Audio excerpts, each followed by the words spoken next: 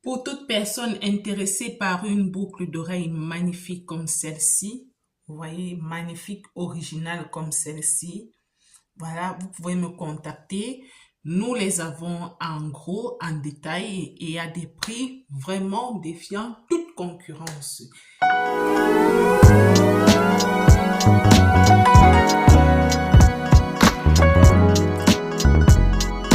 Pour la team, j'espère que vous allez bien. Je vais bien par la grâce de Dieu. C'est pour moi un immense plaisir, comme d'habitude d'ailleurs, de me connecter une fois de plus à vous. Je suis Marie-Josée, entrepreneur juriste. Aujourd'hui, spécifiquement, je me connecte à vous pour vous parler de la responsabilité. Vous savez, la team, on a très souvent l'habitude d'accuser des personnes lambda, d'accuser les politiques, d'accuser nos responsables administratifs, d'accuser nos dirigeants administratifs, voilà, pour justifier nos incapacités face à ci, face à ça. Voilà, dit qu'on ne réussit pas à travailler parce que voilà, le gouvernement est comme ci, le gouvernement est comme ça, le gouvernement a fait ci, le gouvernement est corrompu et bien d'autres. C'est généralement vrai. Dans la majeure partie des cas, c'est vrai. Mais alors, je voudrais dire ici que c'est un langage qui devient de plus en plus démodé. Pourquoi? Parce que quand on sait que quelque chose est vrai, justement, on trouve des plans pour pouvoir échapper, voilà, à la précarité. On trouve d'autres plans pour pouvoir avoir une vie plus ou moins stable. Il est important pour tout individu, ça peut être une femme, ça peut être un homme, pour tout citoyen lambda, de pouvoir trouver des stratégies pour pouvoir avoir une vie plus ou moins équilibrée. Je vais prendre un pays dans lequel, l'exemple peut-être d'un pays dans lequel on accuse le gouvernement, les jeunes qui ne travaillent pas, il y a la corruption, voilà, les responsables gouvernementaux sont de plus en plus vieux, voilà, et autres, il y a le chômage, il y a un taux de chômage assez élevé et bien d'autres et bien d'autres et bien d'autres. Voilà, tu es un citoyen qui vit dans un pays pareil et tu te plains tout le temps que rien n'avance, les choses n'avancent pas.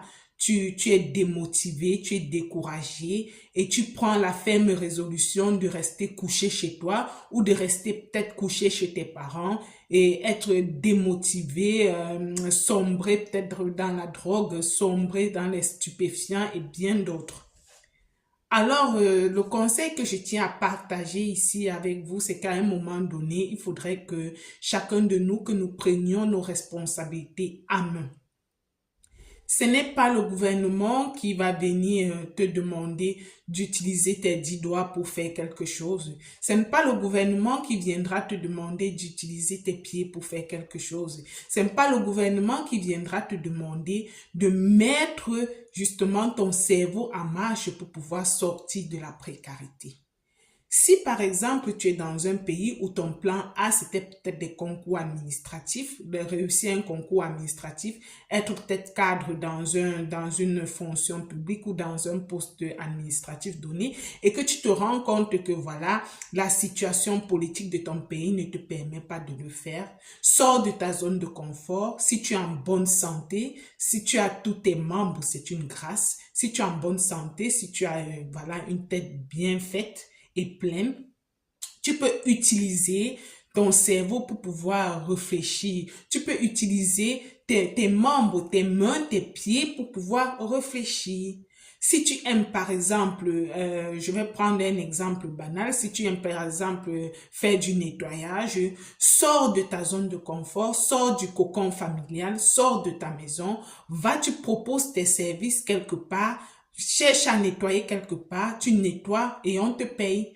Tu nettoies progressivement, on te paye, progressivement, on te paye et tu essayes de te fixer des bases. Tu essayes d'ajuster ta vie à ton niveau Voilà, tu essaies d'ajuster juste également tes envies à ton rythme de vie, à ton niveau de vie. Tu fais des économies, et une fois que tu as tes économies, tu essaies d'être indépendant en créant peut-être ton entreprise de nettoyage, voilà, qui te permettra justement de recruter des gens et d'avoir de plus en plus de bénéfices, de plus en plus de bénéfices, de plus en plus de bénéfices, et tu te retrouveras justement en train de sortir de la précarité.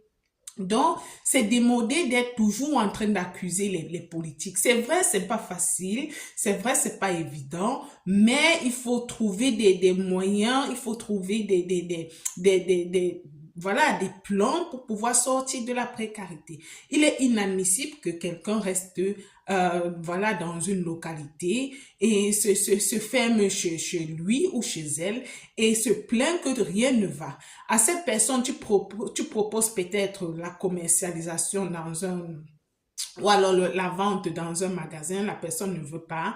Tu proposes peut-être des travaux de ménage quelque part, la personne ne veut pas. Tu proposes peut-être les travaux de garderie d'enfants, la personne ne veut pas et autres, mais continue quand même de se plaindre du système politique et autres. L'État est certes là, mais l'État ne peut pas recruter tout le monde. Et une fois que tu es en santé, trouve des plans des plans secondaires pour pouvoir sortir de la précarité. Il y a beaucoup de personnes qui prospèrent, c'est pas toujours par l'État. Il y a des mamans qui ont réussi à envoyer des enfants dans des grandes écoles, peut-être en commercialisant des produits alimentaires, peut-être des bananes, des avocats et bien d'autres, et même en faisant peut-être de l'élevage. Voilà, elles se sont engagées, voilà, elles se sont dévouées à la tâche, elles ont fait des économies, elles ont réussi à envoyer des enfants dans des grands pays, à envoyer des enfants faire de grandes formations avec justement après justement d'avoir fait ces sacrifices-là. Donc, il est important pour nous de sortir de notre zone de confort. Cherchons des plans B, des plans C, des plans X, des plans Y, des plans Z pour pouvoir sortir de notre zone de confort et de pouvoir sortir également de la précarité. Et justement, quand quelqu'un est dévoué à une tâche, il oublie même le côté de l'État et il prospère dans son domaine. C'est le conseil que je tenais à partager avec vous aujourd'hui, la team. Je vous invite massivement à vous abonner à notre chaîne YouTube MJ Entrepreneuriat, likez les vidéos, commentez, partagez, dites-nous des thèmes, les sujets que vous aimeriez qu'on aborde ensemble et justement, on fera des prouesses. Excellente journée, je vous aime tantôt.